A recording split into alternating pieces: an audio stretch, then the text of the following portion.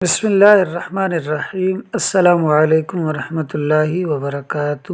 دوستو، آج کی ویڈیو کا ٹاپک ہے سارا جگ آئینہ ہے۔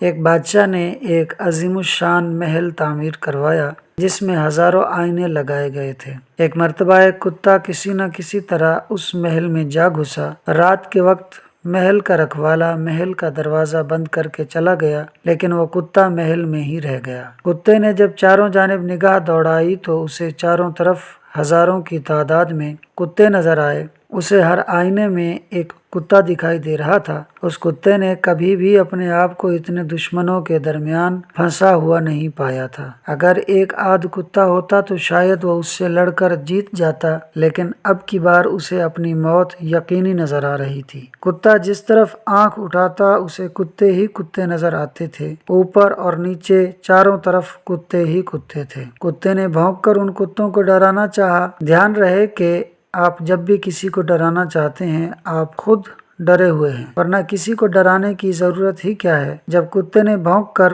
ان کتوں کو ڈرانے کی کوشش کی تو وہ لاکھوں کتے بھی بھونکنے لگے۔ اس کی نس نس کانپ اٹھی اور اسے محسوس ہوا کہ اس کے بچنے کا کوئی راستہ نہیں، کیونکہ وہ چاروں طرف سے گر چکا تھا۔ آپ اس کتے کے درد کا اندازہ نہیں لگا سکتے۔ جب صبح چوکیدار نے دروازہ کھولا تو محل میں کتے کی لاش پڑی تھی۔ اس محل میں کوئی بھی موجود نہ تھا جو اسے مارتا۔ محل خالی تھا، لیکن کتے کے پورے جسم میں زخموں کے نشان تھے۔ وہ خون میں لت پت پڑا تھا۔ اس کتے کے ساتھ کیا ہوا؟ خوف کے عالم میں کتا بھونکا، جھپٹا، دیواروں سے ٹکرایا اور مر گیا۔ آپ نے کبھی غور کیا کہ آپ کے سبھی تعلقات، سبھی حوالے آئینوں کی مانند ہیں؟ ان سب میں آپ اپنی ہی تصویر دیکھتے ہیں۔ غور کریں اور دیکھیں کہ نفرت سے بھرا آدمی یہ دیکھ رہا ہے کہ سب لوگ اس سے نفرت کرتے ہیں۔ لالچی آدمی کو یوں معلوم ہوتا ہے کہ سب اس کو لوٹنے کے منصوبے بنا رہے ہیں۔ وہ اپنے لالچ کی تصویر دنیا کے آئینہ خانے میں دیکھتا ہے۔ شہوانیت کا مریض سوچتا ہے کہ ساری دنیا اسے جسم پرستی کی دعوت دے رہی ہے۔ فقیر کہتا ہے کہ ساری دنیا ایک ہی اشارہ کر رہی ہے کہ چھوڑ دو سب کچھ،